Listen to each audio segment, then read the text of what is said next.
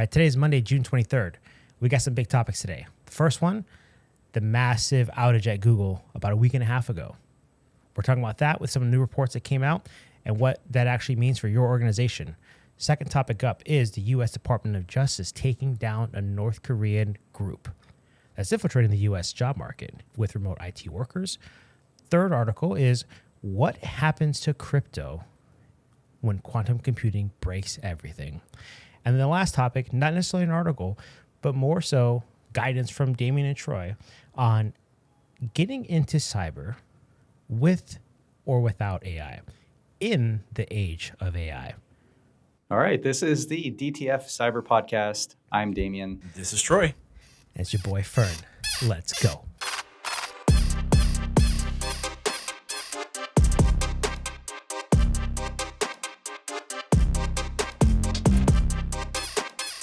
I forget the exact date that this happened, but I think it was like a Thursday or a Friday. About 11 o'clock. I think it was Friday. It was Friday. Everything went down. Nothing was working, or at least it seemed that way. Everyone was pointing fingers. But now we have the reports. Google went down, and a lot of people had some issues to deal with. So, not necessarily personally affected, but I know a lot of organizations that are or were dealing with these issues, right? So let's talk about that first. I'll grab the article and put it up. I think it's just the scale of, the interconnectivity of everything. So yeah, it started with Google, but then you see a trickle-down effect into other services where they were impacted as well. I don't know. That's a concern. Are we so interconnected that now one outage could take down an entire organization or multiple organizations? Yeah, it's so funny, Damian. If you remember, we had business continuity and disaster recovery in the data center, and you had all your hot and cold and warm failover, et cetera. But now that we've kind of have this hybrid model with the cloud, you assume that Google and AWS and Microsoft, they have your back and they're going to have 99.959's uptime, right? What I saw, and I did see this kind of starting to trickle. I was actually one of the very first ones to go on Down Detector, and it was a Thursday, and look to see if there was any outages reported. My symptom, which was a symptom and not the cause, was my Okta wasn't working. My SSO into several things stopped working. I was like, something's wrong here. And Chris Roberts, if you know Chris, he's a good investigator. He had posted on LinkedIn just before that said, a lot of stuff wasn't working for him. So it's like, okay, do we have another AWS outage or Google or something big like Cloudflare? There were some symptoms around Cloudflare. There were some symptoms around Google. So nobody knew, right, the day of. But now we know a little bit more. But to your point, Damian, it is so interesting how interconnected we are with our dependency on the cloud, so that when one microservice or one server or one API goes down, it can have this cascading domino effect that we saw on that Thursday. And so I think you're absolutely right. And have we made a terrible choice of moving away from our data centers into the cloud, or is this just the new normal and we have to be ready to live with it? No, I don't know if that changes how we do things in the cloud. I mean, I would be surprised. Troy, if you're doing anything different, I know for me, I'm not necessarily doing anything different, where it's not like you can just turn your back on interconnectivity and cloud. Really, you just have to be ready for these scenarios where potentially a service goes down. Do you have a contingency plan? Do you have a backup plan? I need my Sheldon Cooper sign of sarcasm. That definitely. Of course, we're in the cloud forever, and we are very appreciative of the services that Google and Amazon and Microsoft and others provide. So total sarcasm. Yeah. If you think about the rush to the cloud, like 2012, everybody's running into the cloud. Then we kind of pulled back into this hybrid model, and I think the hybrid model is here to stay with a lot of large companies that are never going to get out of their data centers or away from their AS400s for that sake.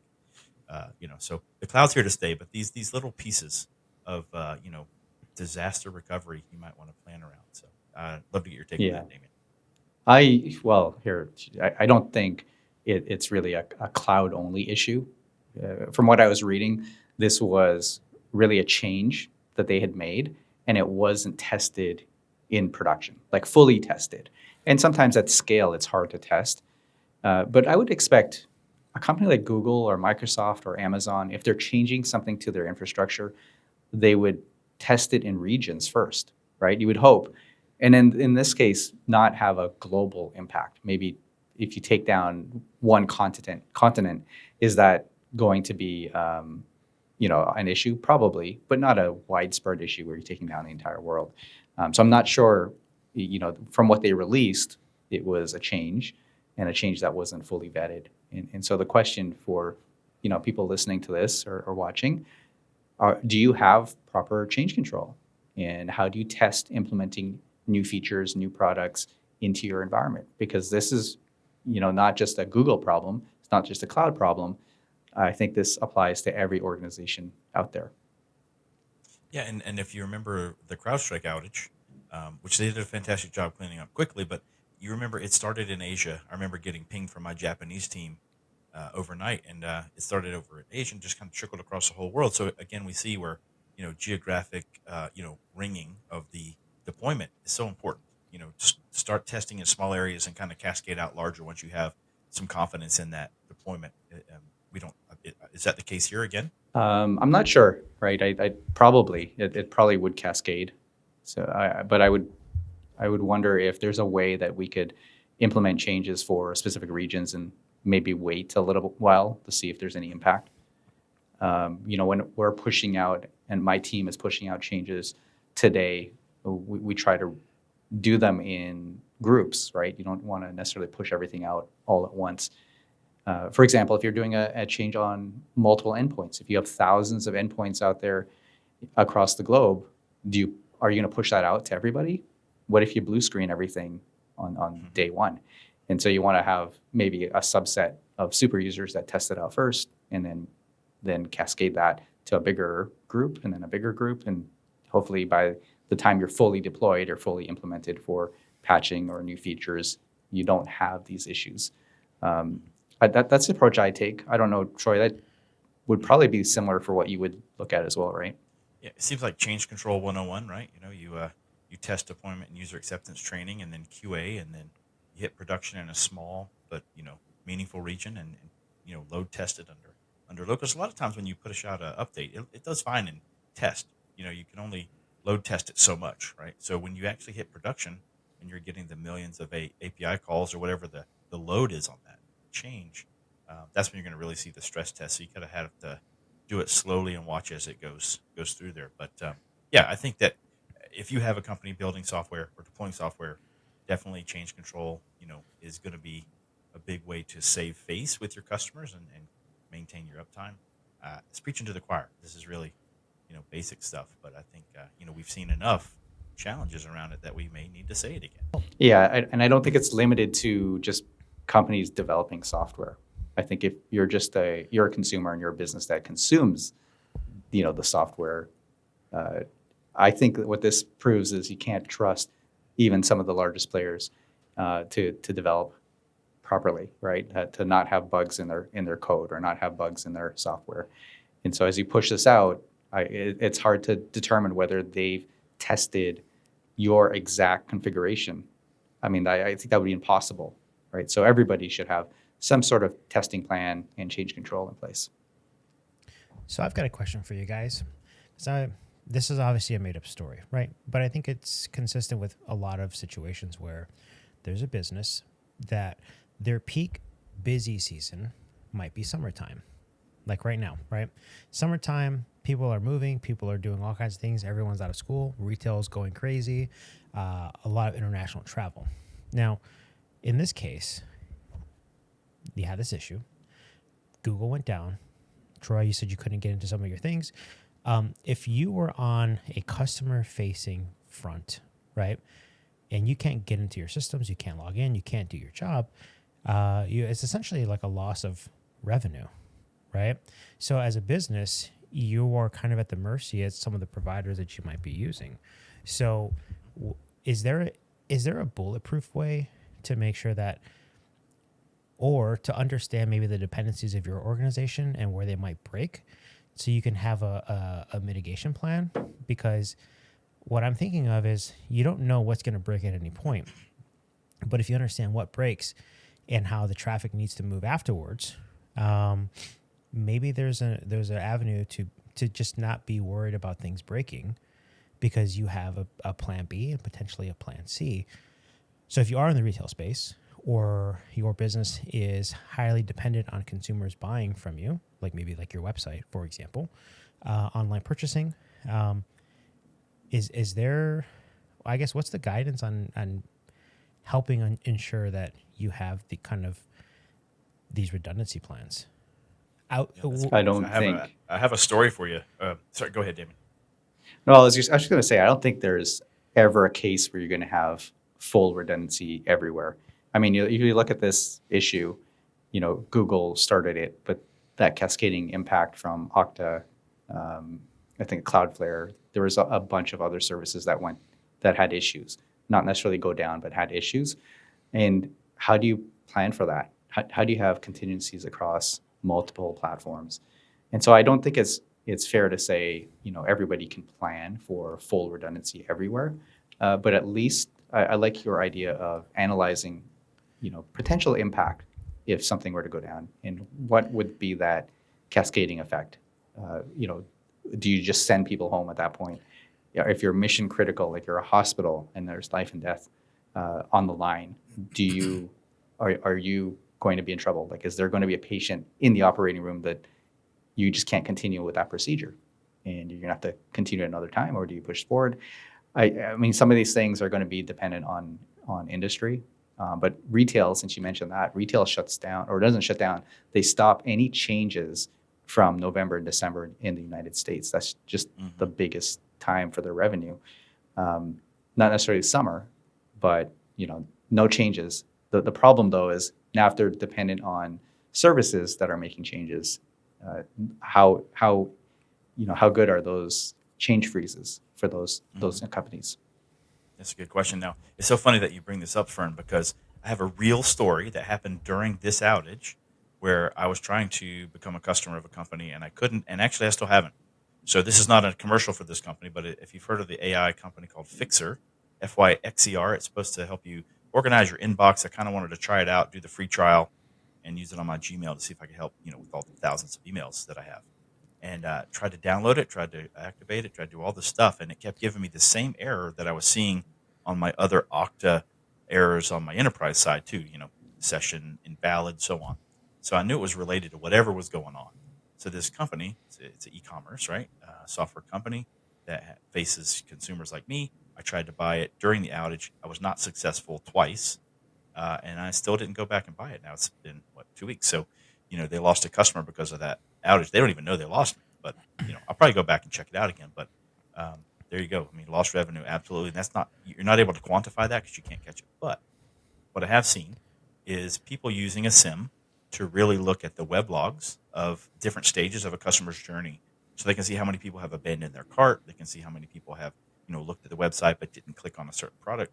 So there's a lot of, business intelligence that goes behind the customer's journey when they're on your site. So hopefully during this outage, those companies, saw that and are able to follow up with anybody that they may have information on.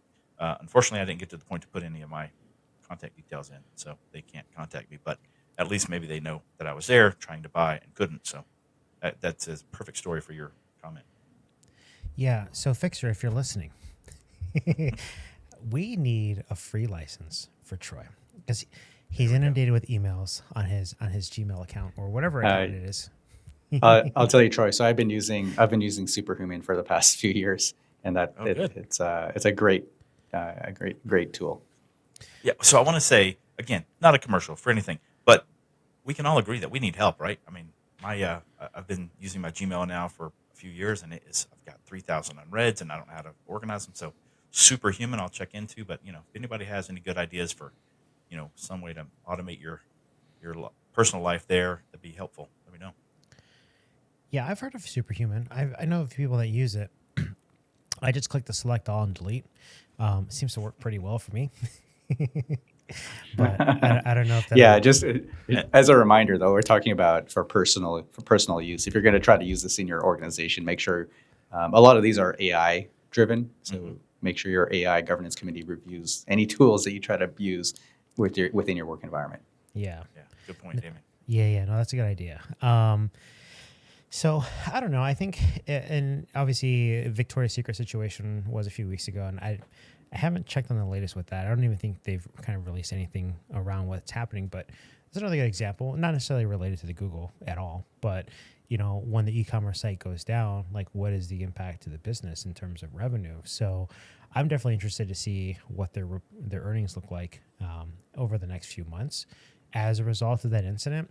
But I think it's just fair to say that every business, whether they have in-person retail, anything e-commerce related, they should at least understand what the impact is to the business if their ability to sell were to go down, right?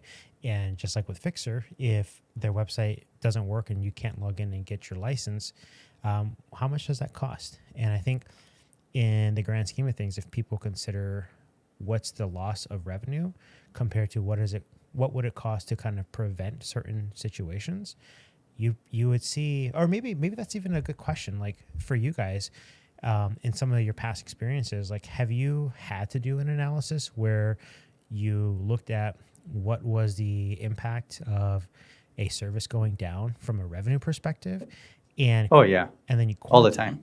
Okay, but then when you quantify that Yeah.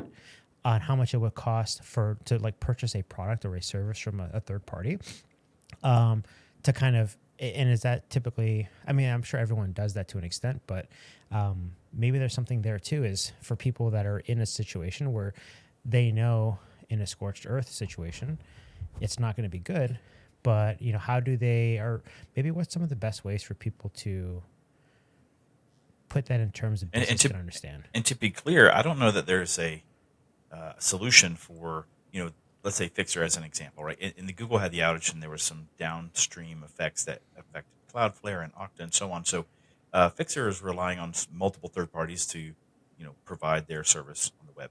And if one of those services goes down, Fixer probably doesn't have redundancy for that particular vendor in the stack. So I think that's where the whole domino effect and how interdependent we are kind of comes into play here. So, Damian, I'm not aware of anything, and you certainly work in the networking world at the ISP level a lot more than I do. Tell me if there's anything that a vendor could have done. Yeah, I don't know, right? It's that's a challenging, the challenging thing to all of this, where I don't know if we're going to be able to plan out all redundancies and all potential items going down within your stack. It's just impossible. But Mm-hmm. there's no reason why you can't be prepared. Just take a look at it and see what the potential impact could be. To your point, Fern, I worked for a major retailer years ago, maybe over a decade ago now, and we always used to look at if the system went down during, let's say, something like Black Hat in the United States. Black Friday in the United States, what the lost revenue per minute was, all right, and then to translate that into what that means in terms of how many TVs you need to sell to make up for that, right? If you turn that around into, well, how much should I spend to build the redundancies? So if you have 2 firewalls, should I go to 4 firewalls, right? What's the cost of that, and how many TVs do I need to sell in order to, pay for those additional firewalls? I don't think it ever ends. I think analysis and risk analysis in these cases kind of just get exponential because you can never stop. And so at what point do you say, I've spent enough money, I've done enough research on redundancies where I just can't do anymore? Yeah, I'll never forget the story of, it was February in 2016. The Lazarus group was attacking FTD Flowers before Valentine's Day, and they were holding them ransom. Like, if you don't pay us so many, millions in Bitcoin, we're going to do this amazing DDoS on, February 12th and 13th and 14th, which is the biggest days of the year for a flower provider. So I forget if FTD paid or not, but it was a pretty big deal that, these groups are using lack of resources or a denial of service as a way to ransom e-commerce companies like FTD. Yeah, I was going to say takeaway. Yeah, takeaway here is that every industry is going to have their busiest times with the most revenue coming in, and even if you don't, right? Let's say healthcare, it's 24/7, so there is no good time, bad time. Just just make sure you got proper change control and you've already done your risk analysis of potential impact if any of your services or vendors go down. Yeah, sorry we're squirreling here and getting off the main topic, but thank you, Google, for getting us back up and running so quickly and doing the proper RCA on this and getting us the details. Appreciate that. Yeah, I think from what I saw, from what I had read, it seemed like they jumped in, took care of things pretty quickly. Obviously, if you were in the middle of it, it kind of sucked for at least half of a day, I would argue, right? But now it's all set. But if anything, it's kind of like sometimes these little hiccups kind of give people insight into maybe some options or some situations that they need to plan for. Unplanned, obviously, but helps people understand things that they can do moving forward to be better. So I think with that, we could probably button that one up and move on to the next one. In terms of a segue, I don't really know of a good one because they're kind of jumping from topic to topic, but we're just going to say this. The U.S. Department of Justice is stepping in and cracking down on North Korea. Now, so in the article, they highlight, so this is actually from they filed a complaint on June 5th to the tune of about $7.75 million. All of this money is traced back to a North Korean group, an IT worker network. And part of that was they're fake employees. And another part of the article that I thought was pretty interesting was there is a person is somewhere in Tennessee where they have all these laptop farms. So the point with that is they're hosting all these devices, all these laptops essentially, where the North Korean workers were logging in remotely, controlling it. And it was impossible from what I understood, US-based companies to even realize that these threat actors weren't even in the US. So a few weeks ago, maybe on episode 2 or 3, we talked about North Korean people or North Koreans, not everyone, obviously certain groups, but they were applying for jobs and they were getting in. And there are some instances where they were actually hired and then later on realized that these people weren't actually U.S. citizens, or that they just weren't North Korean. So we're talking about this one because there's a lot of job scams out there right now. There's a lot of situations where people aren't who they say they are. And in this specific example, it's an entire network of fake IT-related workers. So, I mean, are we just going to go back to the days where you have to shake hands? Be in person? Yeah, I think so. I was going to say, Fern, kudos to our Department of Justice for going after these folks. We talked about this a couple of weeks ago. The fake job scams are just a tip of the iceberg. I mean, if you think about the way that North Korea makes money to continue funding its governmental programs, because they're sanctioned, at the highest of levels, they can't, make money or get income from, legitimate means. So they actually have armies of people, as you mentioned, that are doing these cyber attacks, whether it's ransomware, whether it's, data exfiltration and intellectual property theft, or in this case, fake jobs and those kind of things.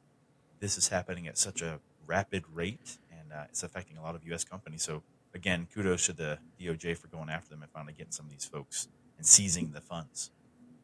Yeah, I think what they did was they seized cryptocurrencies and NFTs associated with these groups. I'm surprised, though, it was only $8 million. I'm pretty sure there's got to be a lot more out there. And somebody in the United States is obviously helping them because, without this laptop farm you talked about, Fern, there's just no way that they can hop or make a hop through the United States and pretend to be a worker within the country. Yeah, exactly. And I think we should make an example out of those people. Make them known. I'm just kidding. But that would be a good way to stop it. You're right, Damian. Anybody in the U.S. that's helping North Korea, that's like the worst of the worst. You're helping our biggest enemy, steal our money. Please stop. But again, I think this is a good example. You mentioned the $8 million, Damian. I mean, that's not even a day's work for some of these folks. They're making millions and millions of dollars in cryptocurrency from their schemes and their frauds. So, good on us for getting this frozen. Yeah, I think it's probably tempting, right? I get these messages. I don't know if you get them, Troy or Fern, I get messages from people overseas saying, I can't legally work in the United States. Can I just use your social security number or use your name, and I'll give you a cut. I'll give you half. I'm like, Wow. First of all, if they use my name and they look me up on LinkedIn or do a Google search, I'm pretty sure you're not going to pass for me right now, just too visible. But yeah, I get a lot of those where they want to give me 20% or half of all of their earnings if they could just use my name. So I could see how that could be tempting, but just be really careful, right? That could ruin your reputation if you take up one of these opportunities. So wait, so someone outside of the U.S. sends you an email, and there's just, so I'm just going to pretend to be them right now. It's like, hey, Damian, I have a job offer. I can get a job in the U.S. for $120,000 a year, but I can't legally work in the U.S. If I gave you $30,000, and all you have to do is give me your full name, social, and a few other things, I'll do all the work, but all you do is collect the money. That's essentially That's essentially how it works. Yeah. So they do all the work. The paycheck gets sent to me, right? Mm-hmm. And then I would have to, I guess, forward on a certain percentage. So you could see how tempting that would be for the average person. I don't know if that was what's happening in this case, but think about that. If you're in North Korea and you can't work legally in the United States, but you can code, maybe you can get a job in the United States virtually, right? Never even shake a person's hand in person, or never be in the office in person, and just try to milk that until you get caught. Yeah, and to me, so I think realistically, anyone in tech, or at least on the programming, maybe even development side, is probably starting out closer to 90,000. 120 is probably like middle, and then 150 plus is high end developers, right? So if you, and this is obviously just kind of hypothetically speaking, if you're a U.S. citizen and you're making less than $15 an hour, and someone reaches out to you and they're saying, hey, I can essentially pay you your year's salary for doing nothing other than just giving me your information, and all you have to do is pretend. I mean, or yeah, and not just pretend, also just leave a laptop on your home network so I can VPN into it and work from there. yeah, and that's kind of like the situation where, I mean, I don't want to speak for anyone specifically, but I could think of, I would imagine at least a good amount of people that would say, wait, so just turn on a laptop. And these obviously aren't people in tech, right? So just turn on a laptop, make sure you can get access to it, and you're going to pay me 30 or 40 grand a year. I see a lot of people falling for that. And not necessarily as a result of just being money hungry, but maybe just, have you guys been to the grocery store lately? Every time I go to the grocery store, it's like 60 to 80 bucks, and that's just for like a day. So no doubt. I was going to say, Fern, we're making this sound very attractive. I want to reiterate that this is criminal activity, and you could be, arrested and put in jail for this. So, if you get that kind of a scam or approach by this type of scheme, it does sound good. It does sound realistically good to most people. Money for nothing, right? But there are consequences that come with that. So please don't do it. I have never seen that, Damian. I've never gotten anything like that, but that's very interesting. I don't know. Maybe they approach me because I have an Asian last name, and so it's easier for them to pass by. I have no idea, but anyways, I do get these. I have been used to get them quite a few times. Not so much lately, but I look at them, I'm like, this is crazy. But now that I think about it, it does seem probably a lot of people go for it because they're like, hey, free money, why not? I don't have to do anything. I just have to sign up. They use my social security number, my name, and then I just got to file the taxes. Free money. Once again, this is not a commercial. No, but I think we're talking. I can see how it's appealing, though, right? I wonder, what are, everyone's probably gonna say, well, what are the penalties? I mean, geez, I don't know. I think I would hope that they're stiff enough that they would stop people from thinking about even doing it. Because if it's a slap on the wrist and the money just gets confiscated, you get fined, and there's no real jail time, then a lot of people might be willing to take that kind of risk. Probably, and I think context matters too, because I don't think the average person is going to say, well, where are you working from? right? And they're not going to care where the person's at. They're not going to say, "Oh, you're in North Korea? Oh, that sounds like a terrible idea." They're probably just going to be like, "Free money, and all I have to do is this." And obviously, like, especially if they're not in any sort of like adjacent field to tech or security, I don't think their first question is going to be, "Where are you working from?" And like, is this even legal? They might just be looking at it as like a quick little scheme to make a few bucks. So yes, like you said, Troy, this is not a commercial. We're not incentivizing or telling them to do anything illegal. But I think, like I said, when context matters and you think of the average family in the U.S., maybe the median income, the poverty line, and the kind of money that someone could potentially earn, I think it does, like Damian said, does become appealing at a certain point. And it's just something to be aware of, right? Well, it's all traceable too, right? If you're transferring this stuff using cryptocurrency, I mean, obviously your wallet is visible, so the transactions, those can be tracked, and so I'd say, yeah, be careful if you're doing anything where they're asking you to do this type of work, collect your money, and then transfer crypto to them or NFTs to them. I think that's probably why the government were able to track this down and at least locate, $8 million worth of crypto, and then even track it back to the people who were potentially being the fronts for this in the United States. Yeah, that's terrible, right? Because I think there's probably a lot of people that just didn't understand the implication of what they were doing, made a poor decision, and now they're going to jail. So, again, to reiterate what Troy said, do not take the money, right? There are better ways to make money. I guess if you want to save money and you're in cyber, we're just going to plug it real quick. Cyber Podcast 10. If you're looking to get on a cruise, hang out with a bunch of security folks, and have a good time. So, not to keep pushing that one out there. I think this is the second time we mentioned it. Oh. But hey, no, that's great, and it is CruiseCon with Ira Winkler, and it is in October. It's going to be great. A lot of legacy and legendary cybersecurity experts are going to be on that boat. You're going to learn a lot. So definitely want to go on it. First of all, second of all, you want to save some money. It's Cyber Podcast 10. That's the discount code I used to save 10% on that. So you're. I don't know if you. I don't know if the term legacy people. Are you trying to say that we're all old? Yeah, I'm old. I am legacy. I've been doing this now 30 years. So it's going to be a boat. I get the legacy pin on my lapel. Legacy, yeah. You get like the boomer pin, right? Just like stick it on the jacket, and it's like, yep. Yeah. How do we go from legacy to next gen, legacy CISO to next gen CISO? That's right. I don't know. All I know is what I've learned is that a lot of people that have the 30 years of experience, they've got tons of stories. And I think the best part about all those stories is it kind of goes back to with history. If you don't understand it, you kind of repeat it. And I think a lot of people that have been in the industry for so long have so many stories that they're not legacy. It's okay. Really good example. You guys ever have a situation where your parents are like, "Oh yeah, that was hip when I was a kid," right? Happened to me all the time. My mom was like, "Oh, those are bell bottoms. Oh yeah, those are around when I was a kid. Now they're back." Yeah. So show your kids a floppy disk. Oh. And see if they know what to do with it. A 5.5 or a 3 1/4?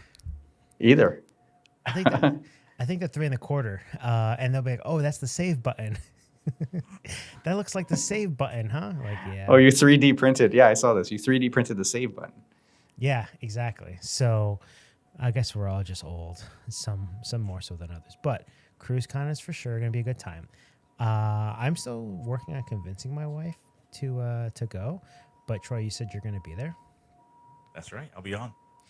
Yeah, okay. So we might just have to do a TF podcast on the boat. A TF without the D. A TF. we could find a guest on the cruise. So if you're listening and you're on the cruise with us, yeah, you could be randomly chosen to be a guest for us for the day to stand in for Damian. So yeah. No, it's the TF and should be pretty easy. It should be pretty easy to replace me. We should find someone with the name that starts with W. And then we could be the WTF podcast for a day.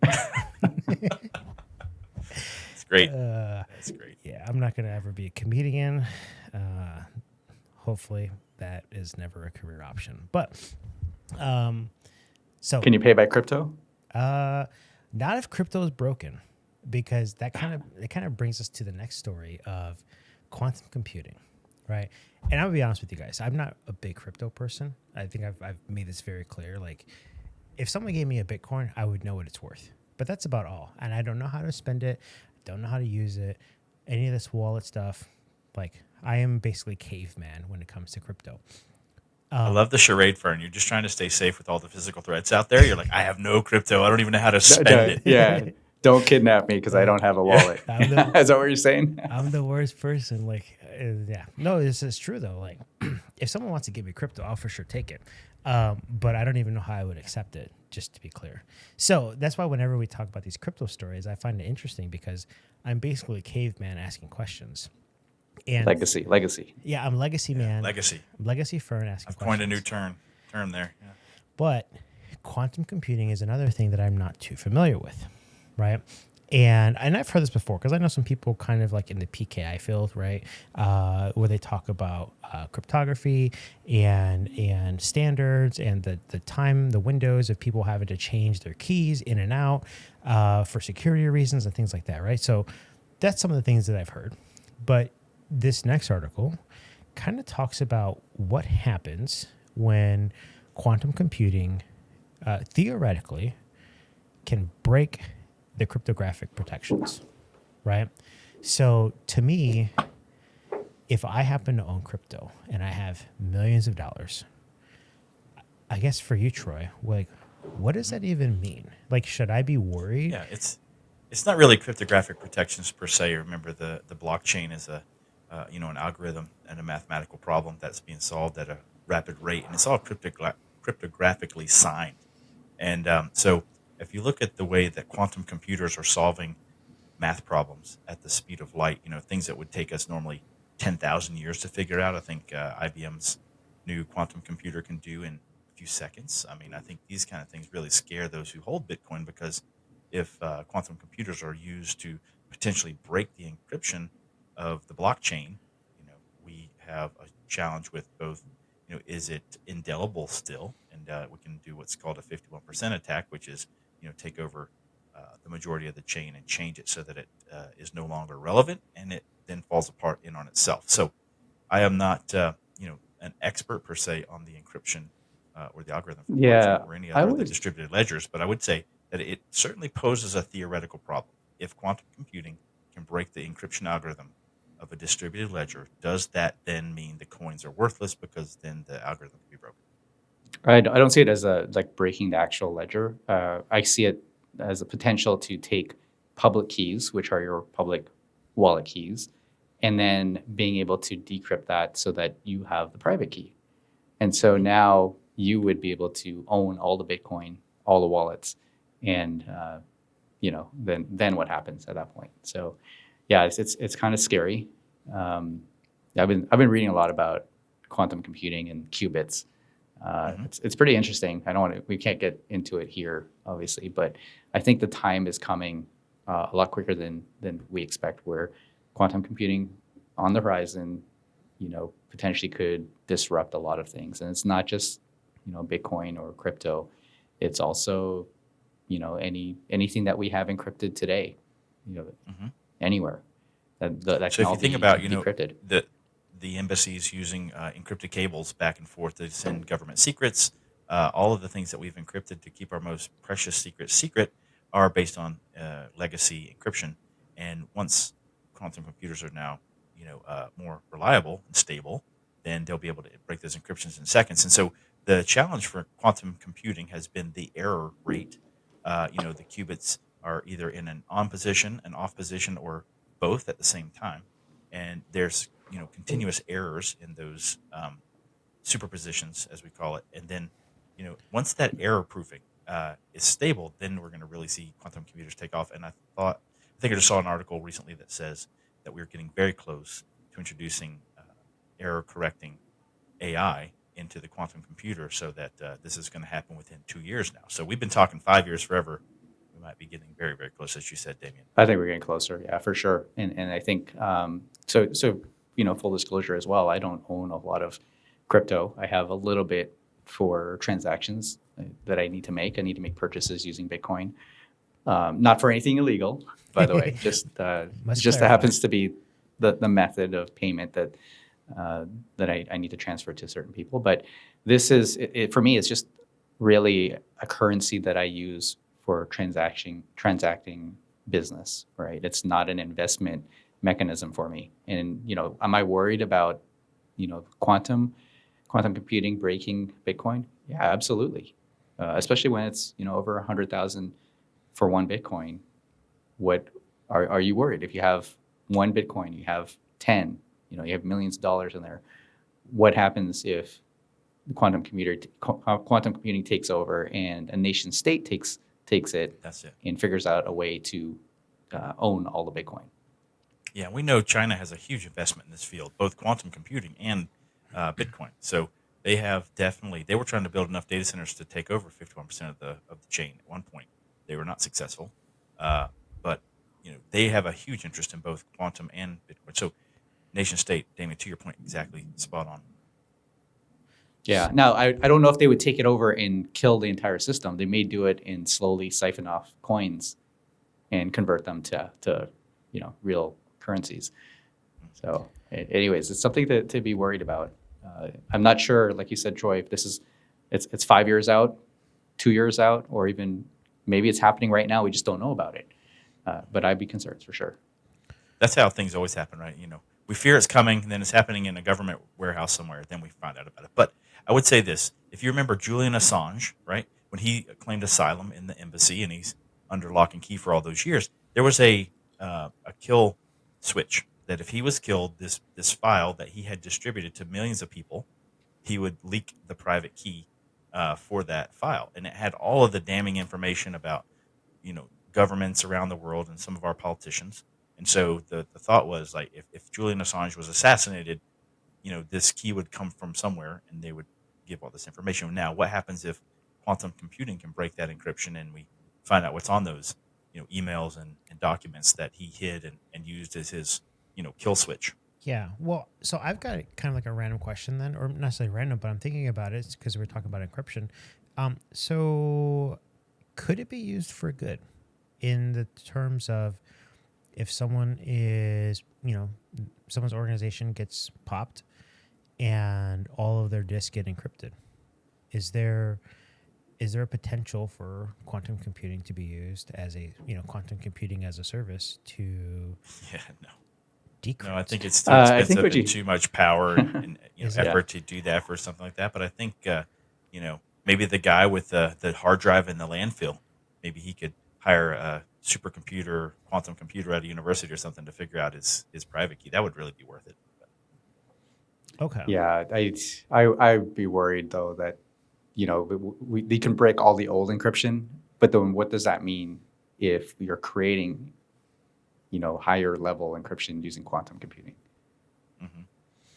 Yeah, there are new standards, by the way. The NSA and the Department of Defense have been working on this for like the last 5 years. There's a whole new standard for quantum proof encryption. And so now the race is to convert your legacy encryption into quantum proof encryption or quantum resistant. I don't know if quantum proof is a thing, but definitely quantum resistant. I used the word legacy again. I didn't mean to, but there you go. Legacy encryption to quantum resistant. There you go. So there are new standards. So even from NIST, right? Because that was part of the article as well. Is they're saying NIST they're developing quantum safe standards, right? So is that kind of like the next tier for businesses to move, is to go in that direction to kind of fall in line with NIST frameworks? Absolutely. I don't know that the commercial availability is there yet. I think we're still testing at the NSA level and the DoD level. They have this standard out there that they're trying.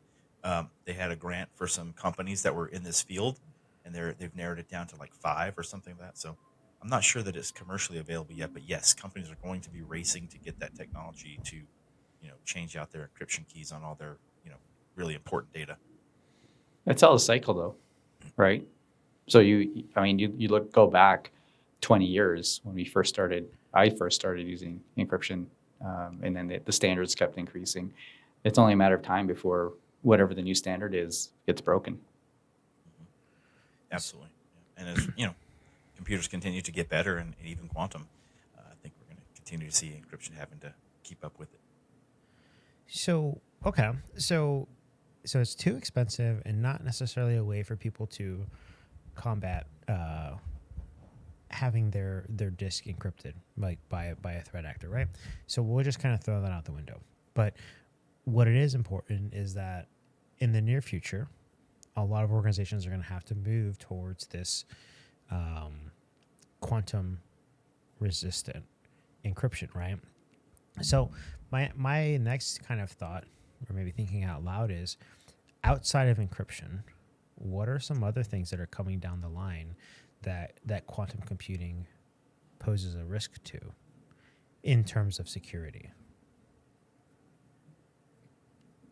I think that for a second, let's pivot to some of the good things. I would like to say that's what I was going to say. There's so many good things that you could do. I think quantum is going to really help us map, and I know we've already mapped the human genome, but I'm talking about at such a level to create personalized health treatments for people that are extremely effective, and so curing diseases, and our health benefits are going to skyrocket with quantum computing, because it can run through every possible scenario of that drug test in seconds. That's one of them. It's going to be able to solve real problems like homelessness and hunger and famine and things like that. It's going to be able to do it because it's running all these simultaneous models, kind of like Doctor Strange in the Avengers. Remember, he's sitting there, he's running through all the things, and he gets to the one thing that's going to actually work.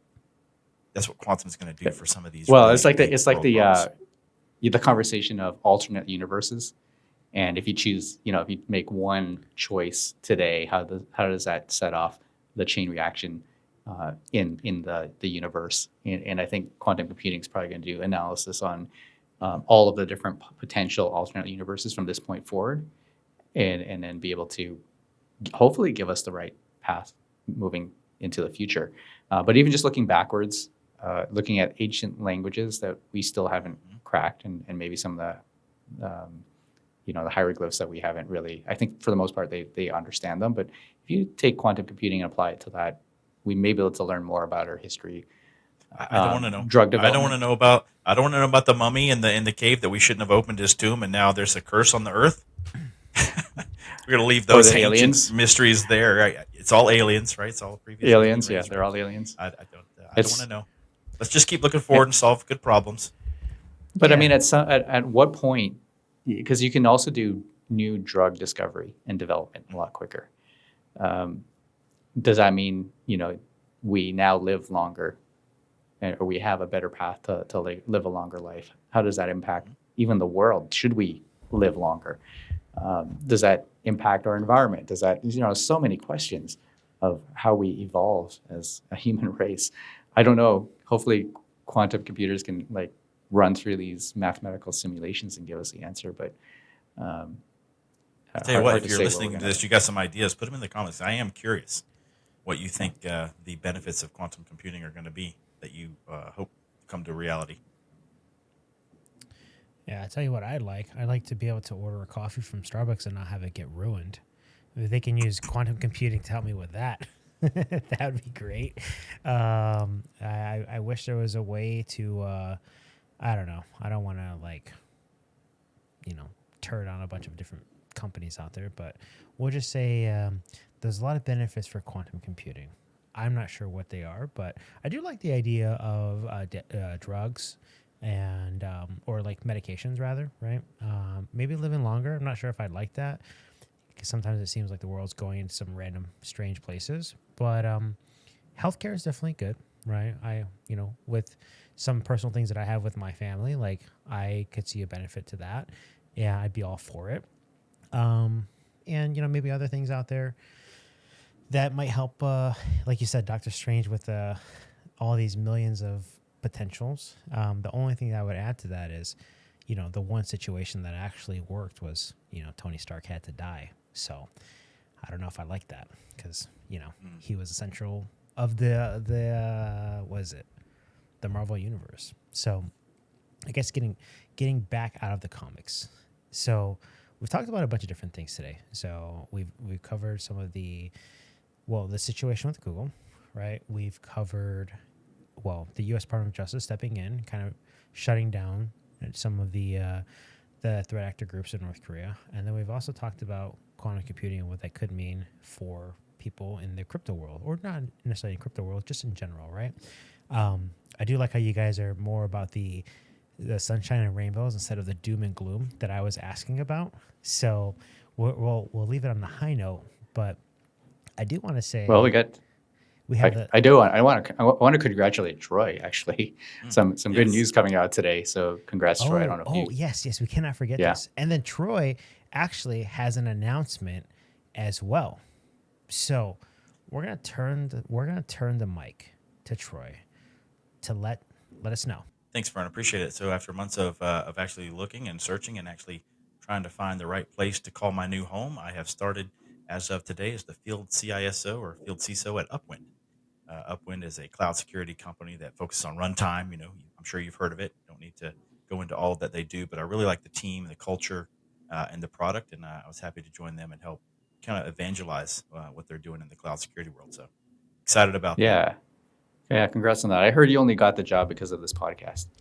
Yeah, I will not confirm nor deny that, sir. Yeah, so I actually, it's strange you say that, Damian, because I got a call from someone. He said he was the CEO and the founder of Upwind, and he wanted to know what I thought about Troy. And I was like, oh yeah, Troy, he's a cool guy. Who are you again? He said, that's all I needed to know. And then now 2 weeks later, we hear that Troy has a job there. Here we go. Thank you, Fern. Appreciate that. I would say, so how did you get this job? Like, is it through your networking? Did you apply blindly on Indeed or LinkedIn? I think a lot of people would want to know, how does somebody land a CISO job, or even like tips on how to start your cyber career?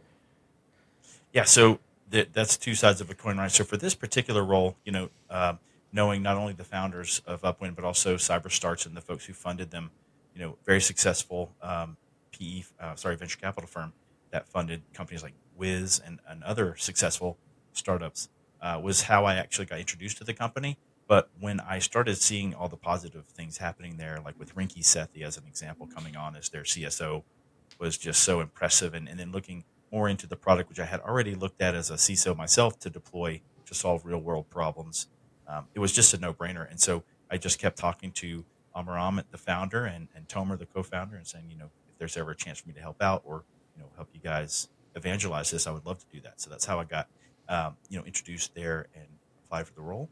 But to get started in cybersecurity, that's such a great question. And, going back to our story on the nefarious things you can do with a laptop in your house, I would encourage those people, look into getting into cyber. There's so many courses online with Coursera and others, Hack the Box, and, you can actually go get real world experience today for no cost and learn and get your foot in the door in a cyber role as an analyst or, something, just entry level. And I say that very cautiously because entry level jobs in cybersecurity sometimes require 5 years of experience, which is not entry level, in my opinion. But, so I just think that either an internship or an analyst role or something just to get your foot in the door. And then those who succeed are the ones who are motivated and show, that they want to be there. And Damian, you mentioned that in your hiring process. That's one of the big things for you is like those who show motivation, those who show initiative and digging in is really how you choose those who move up and move on and move in. So that would be my recommendation. Yeah, so I've had a lot of people reach out and say, hey, I heard you do internships. How do I get in? How do I even get started with an internship? So I think that's one of the things you'd have to just get out there and look. I'm right now going through candidates for our September internship. And so if you do want to apply, certainly send us an email or reach out to me on LinkedIn. We'll happily take a look. But to be honest, we only have 4 positions, and every term we get over 200 applicants. So it's challenging to get through that number of candidates and to really stand out. A lot of times it's a referral, right? Somebody that you know or somebody who knows you or a professor that we may already know and connected to. And so reach out to your connections in your network to see if there are opportunities that you can you can get your career started. Yeah, that's a good point, Damian. You mentioned this on a previous episode as well about your network is so important. Get to these local networking events. There's one just about every city that you could be in. You can find an ISSA chapter, an ISC squared, ISACA. There's so many different security meetups. Just, it's sometimes who you know, because those folks may have the inside scoop about who's going to be hiring soon or who might be leaving a role. So you get a head start. You might get a recommendation. We had so many good local folks here in Las Vegas at ISSA have been super successful that way of getting introduced and getting into the system that Yeah, way. but just local communities are great. I think it's all about who you know, right? And I'll give you guys a really good example. With the other podcast that I have, where it's just me sitting in the same chair across from other people, sometimes it's tough to get people to show up, right? And there have been a few times where people that I've met I will reach out to them and say, hey, I'm looking to get some people on. Who do you know? And usually they'll say, oh, here's a handful of people. Sometimes I get introductions. Sometimes I don't, right? And just kind of looking for ideas of people who to speak with. And there's been plenty of times where I've gone on like LinkedIn, for example, and I've add the connect button, right? And this is fresh on my mind because it just happened today. So last night I found someone. I was like, oh, this would be an interesting person to talk to. Go online, hit the connect button. Then, because I have LinkedIn Premium, I can see who looks at my profile. So this morning, that person looked at my profile. And then next to the name, it said second degree connection. So they didn't accept it. And it's like, all right. So I sent the request. They didn't accept it. I can't really send them. I can send them a message because I have Premium. Well, did you send a message with the connection? No. Because yeah. So here's the thing. I don't. For people who just try to add me and I don't know them, somebody would have to really introduce that person because I want to make sure that they're vetted or they're a real person. And so I'm ultra careful on who I add. And so if somebody blindly just reaches out and there's no message along with it, most likely I'm not going to accept that connection.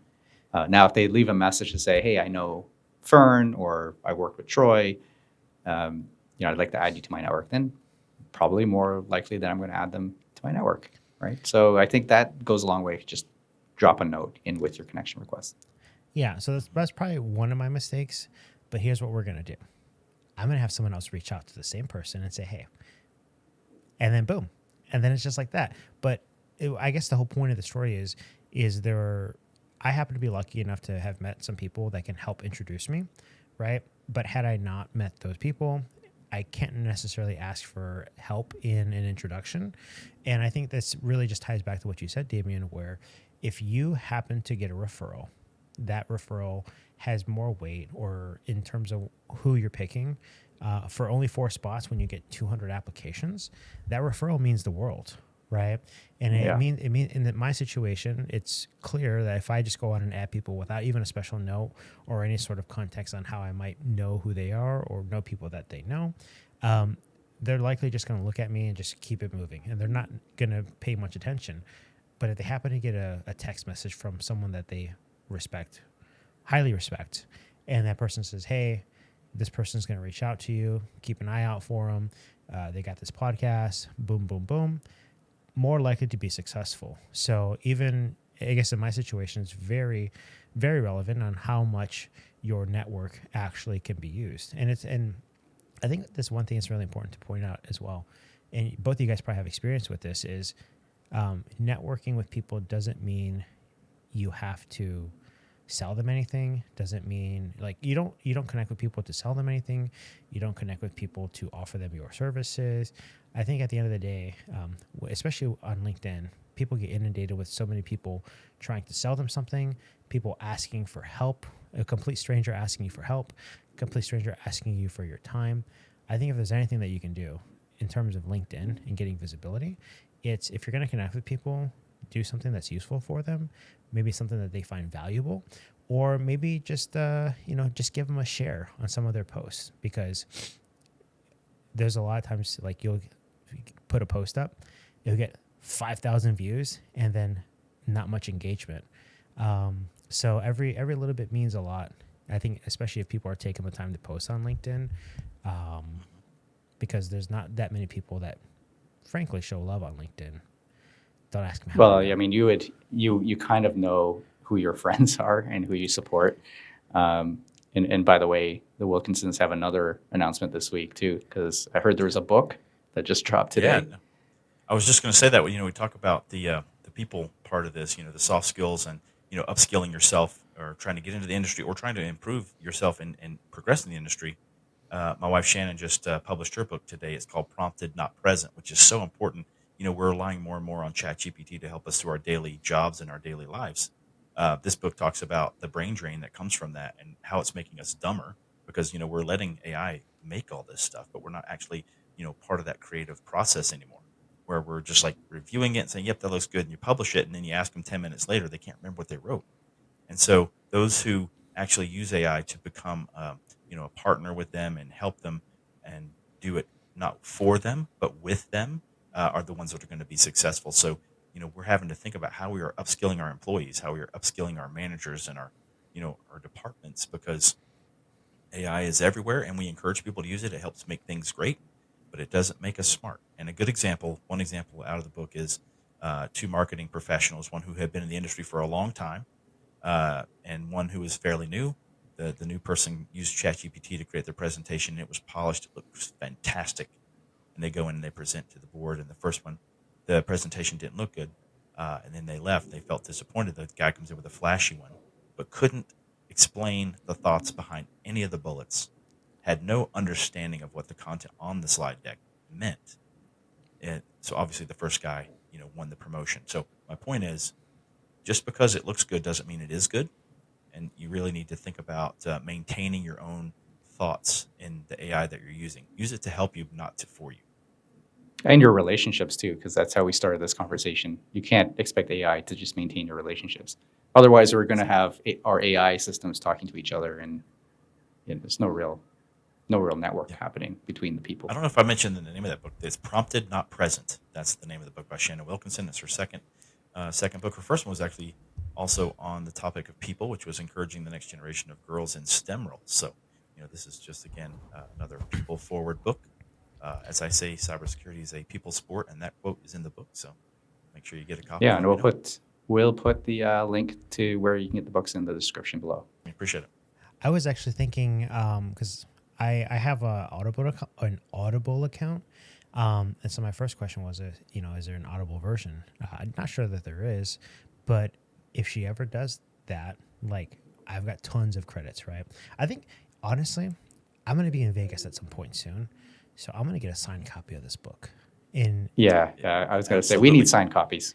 Yeah, so we will have plenty of signed copies at Black Hat as well. So if you come to Vegas for Black Hat, make sure you look us up. We'll get you an autographed copy from Shannon. She'll be there happily giving them out. And by the way, she does not have an Audible copy yet, Fern. That's interesting that you mentioned that, because I told her you need to do the Audible version, but you need to narrate it yourself.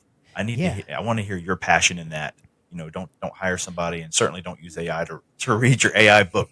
But no, I want to hear Shannon actually narrate that in Audible. It's gonna be fantastic.